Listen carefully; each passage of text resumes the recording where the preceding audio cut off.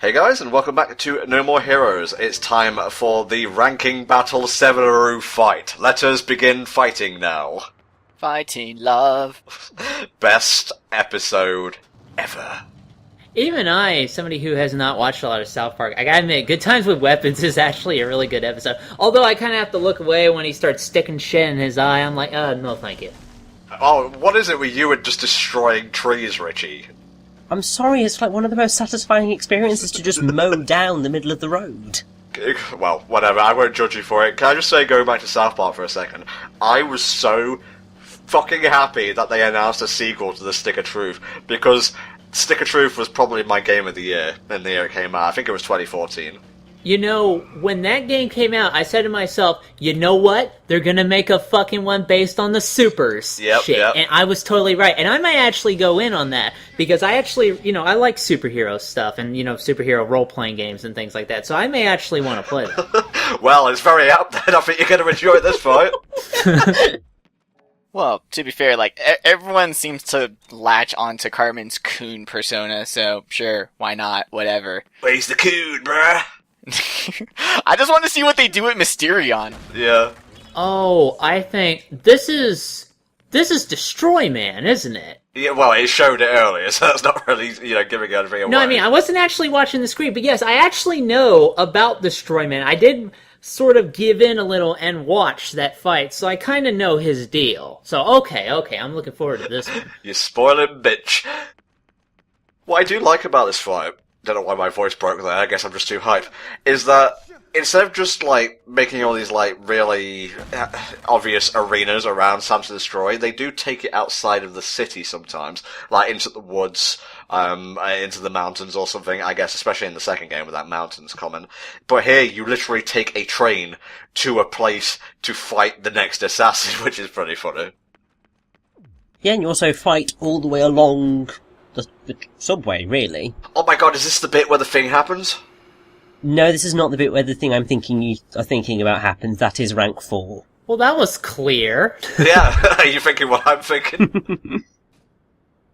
Yeah, but how would you get the cheese to even stay on the donkey? I don't know, Brain. How will we accomplish world peace? Get that thing I sent you? Don't lean on the doors. I mean, kill people as much as you want, but just do not lean on the doors. Yeah, that's where I draw the line, personally.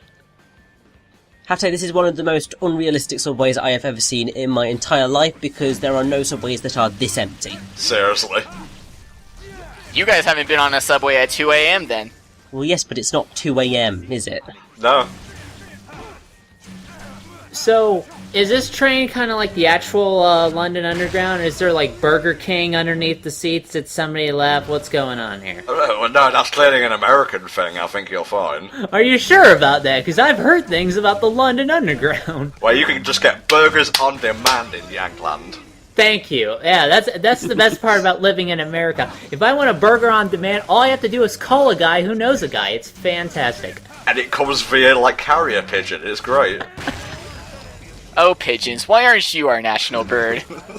This is already a very silly commentary. Well, they're the best kind, really. Starting to introduce some Mad Max-style enemies now. Uh-huh.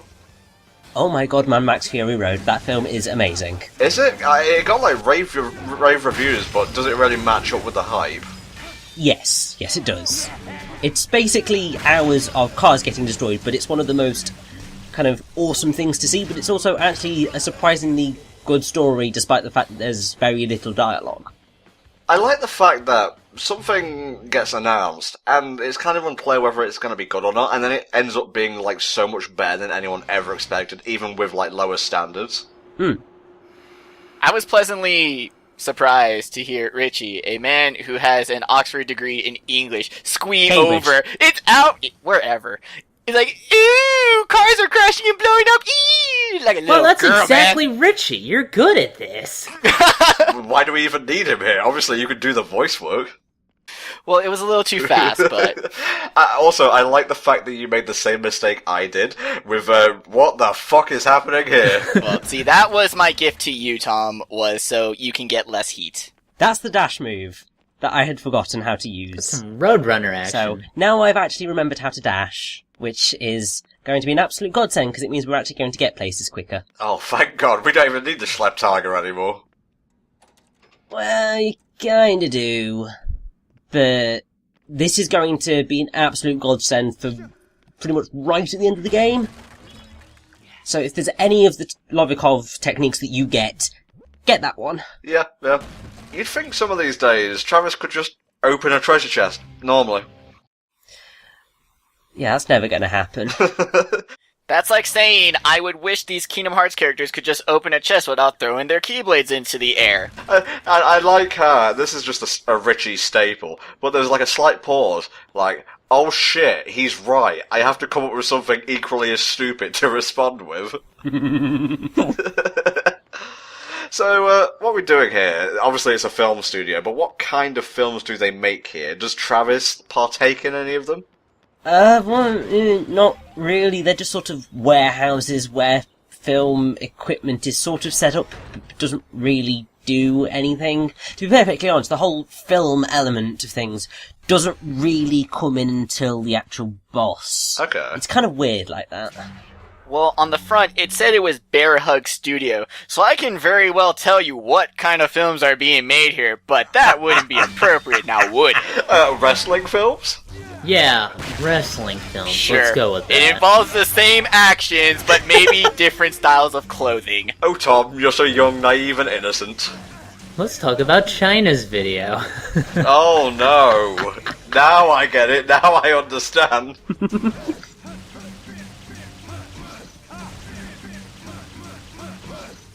See, it's even more kinky because they all have bags over their heads. I know where this is going. Oh, Joe, do you have experience with this? No, man, I'm a good little boy. You have no idea. Also, attractive as fuck, I think you should have added at the end, though. Well, if you want to continue to go on about me, then by all means.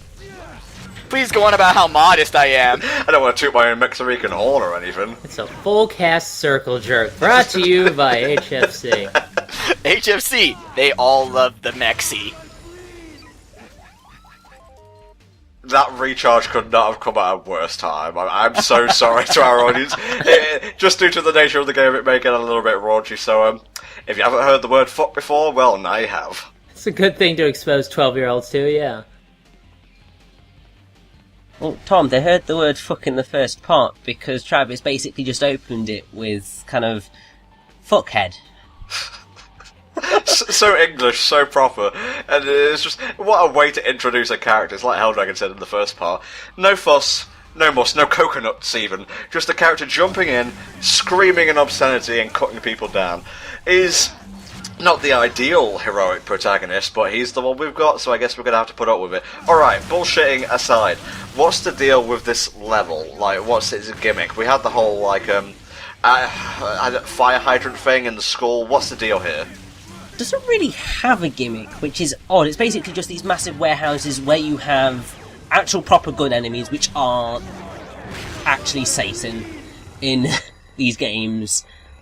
Because, like, they can shoot you from a range, and it's very, very, very difficult to dodge. It's not even like Dr. Peace, who you could sort of run around and dodge. These guys are kind of so all over the place that dodging is nigh on impossible, so you just kind of have to work your way up to them.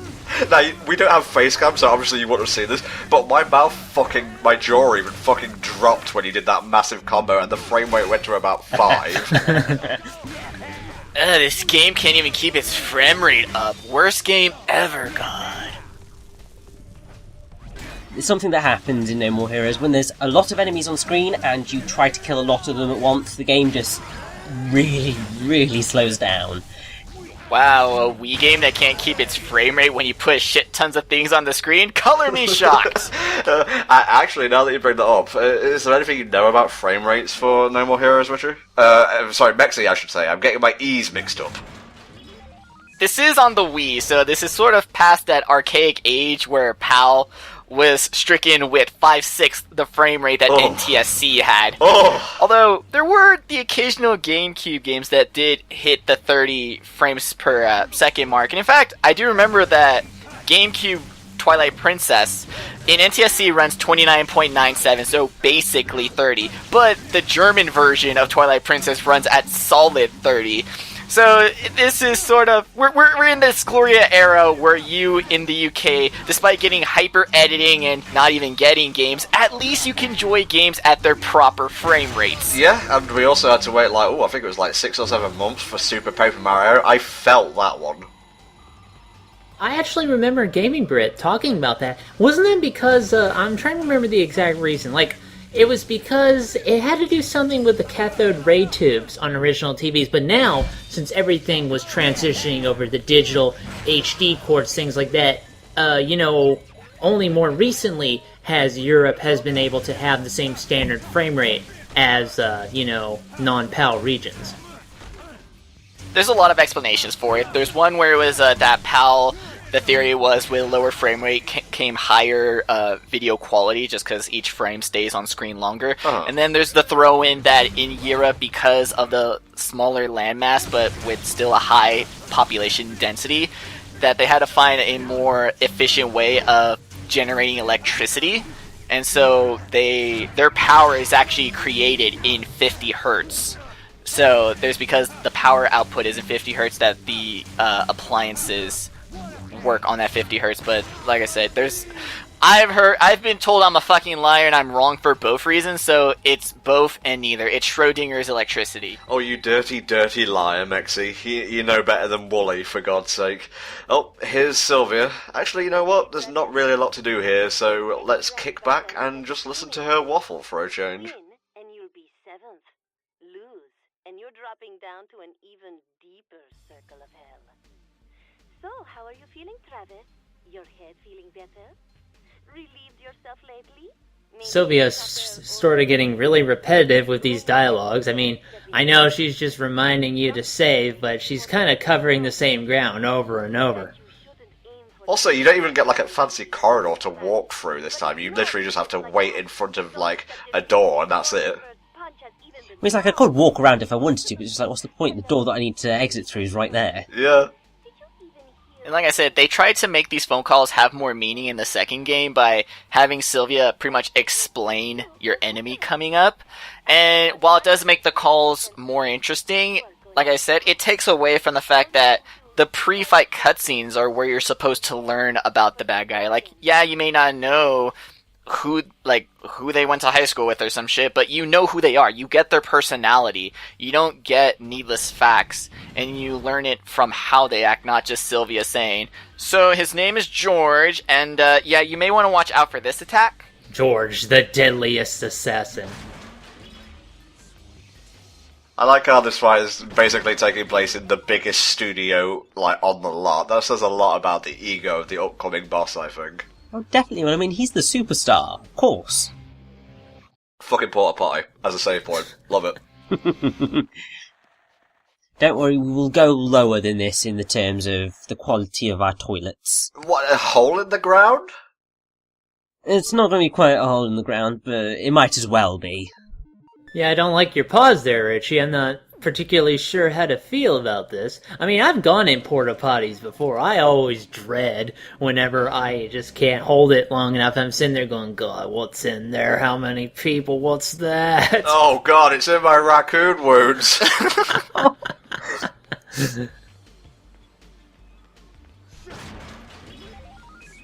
Breaking our boxes, please. I forget, do save points... Oh, wait, no, they don't refill your health, otherwise why would they feel the need to, like, plonk down a friggin' pizza part? Pizza. Oh, man. Non-censored blood! Well, no, that's just water. Really dirty, dark water. Yeah, it's raspberry juice, clearly.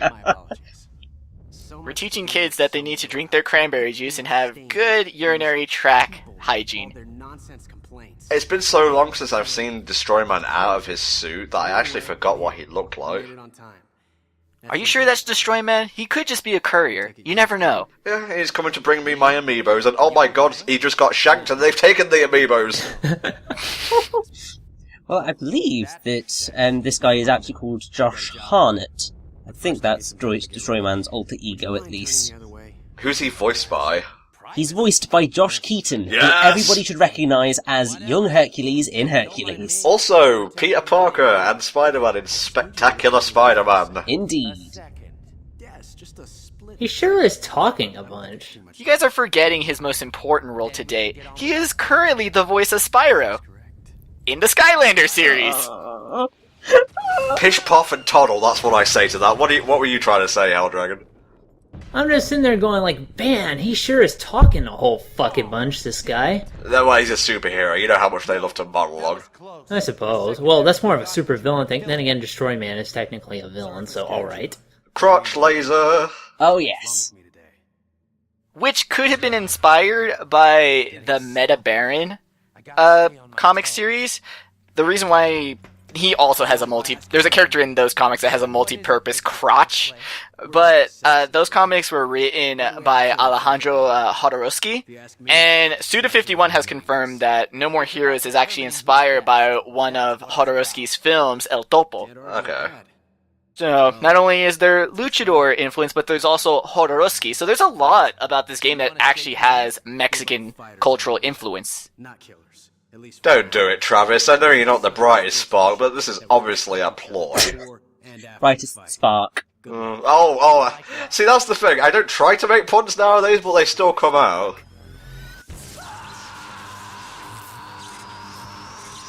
You always have your power be voice activated. Well, it's anime. And I love how they had the decency to show the already charcoaled bodies. But not bodies, they're made of chocolate, because UK censorship. Yeah, it's the PAL version. Everything you destroy is just chocolate. Human bodies don't get charred, they just turn into delicious sweets. No, you just, stab someone and it turns into, wall chicken from Castlevania. You know, Travis fell for the oldest trick of the book, but I think the oldest trick in the book is wearing purple in public and expecting to get away with it. Yeah. So, Richie, do you know, is he, based on any particular brand of, costumes superhero? Is he, a Super Sentai? Is it Power Rangers, Kamen Rider? What's the deal? I don't think it's really any sort of specific thing.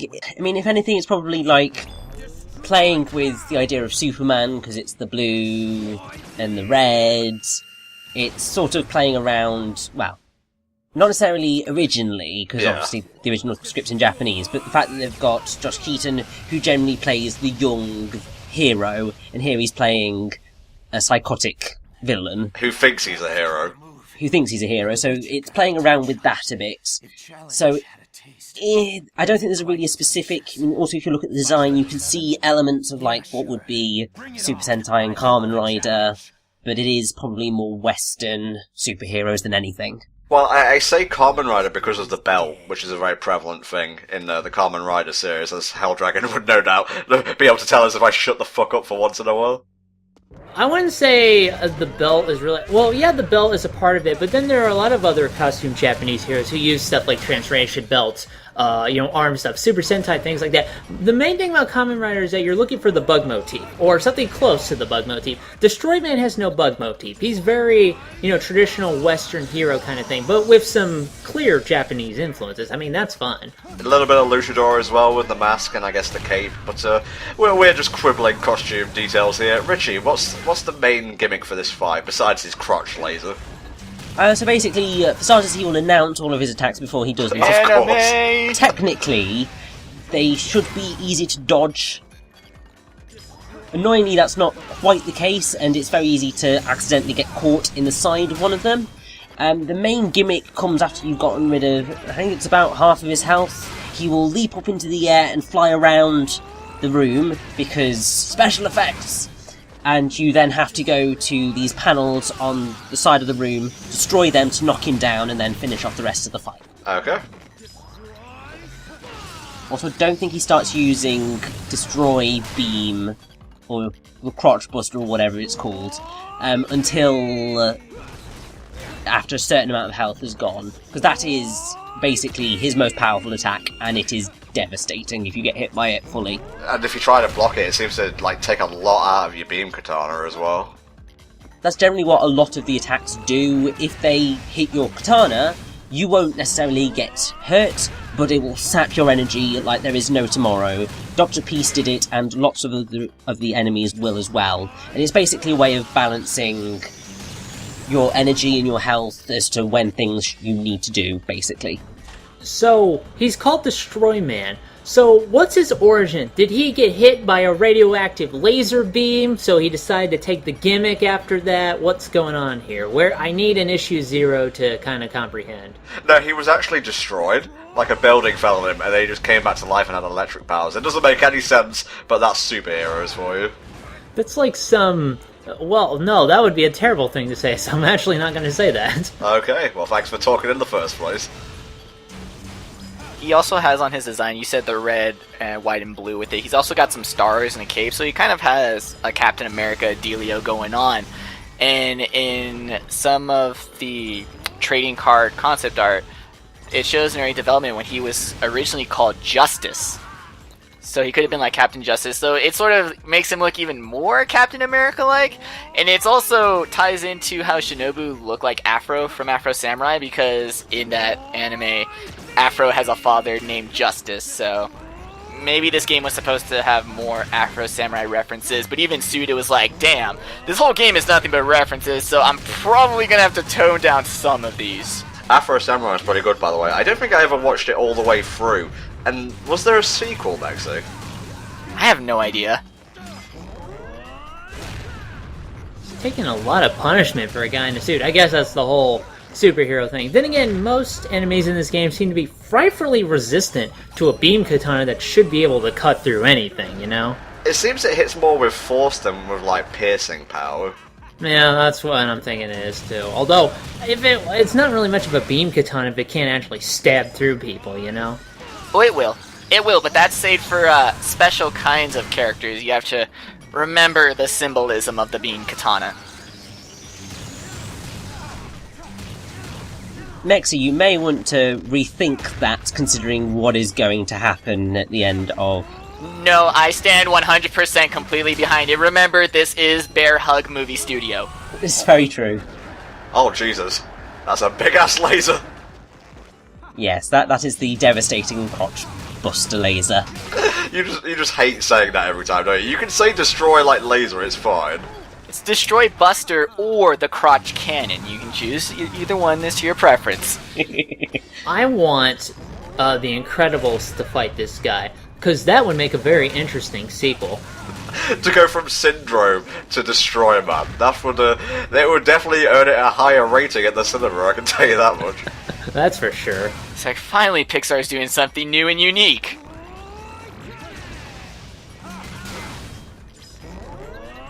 Oh, he's almost out of there, and he's out of there. I like how his suit does make the squeaky spandex noise and stuff. No, so I was just laughing at the way he decided, oh, I'm in pain now, Also, this isn't censored, but the next bit will be. Okay. Okay. Why? You tell me, why does your country make no sense? Maybe you should ask your cultural minister? You guys have a culture minister, don't ask me!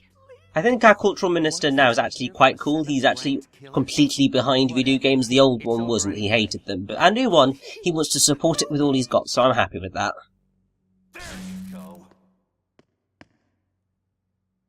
Wait for it, it's coming. He's got nipple lasers! Or bullets. Really? No, those are nipple guns. Wow. That sucked. I know what happens to him originally. That sucks. And I'm sorry it got censored like that, because that was probably the best part about killing Destroy Man. I'm gonna drop a big spoiler for the second game here, so skip to like the last few seconds where I say, hey, join us next time, I guess. In the non-censored version, he is cut in half. Yeah, Helldragon, you know that, right? Yes. Right, in No More Heroes 2, again, spoiling it since we probably won't be covering that, he comes back, and each half of him is roboticized, so you fight two Destroy Men as Shinobu. You're lucky I knew that already, actually. Well, I did warn you there was gonna be spoilers. Travis, I'm starting to think that you may be for real. Cut, print, I think we have ourselves a blockbuster hit right here. Yeah.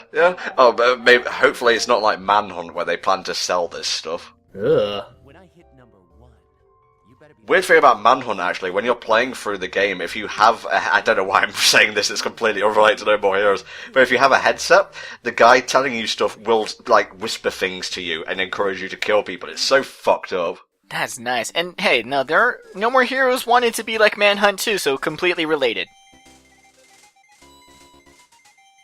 Marvelous. Now for more Galga. That man is killing assassins. He thinks we don't see him, but we do. Also, Tom, marvel us. Ugh. Wins Marvel. Again, I don't mean to do these things, but they just come up, so fuck it. I'm gonna take credit for them. We're the rank number 7 assassin now, so let's see if we can get up to number 6 next time in No More Heroes.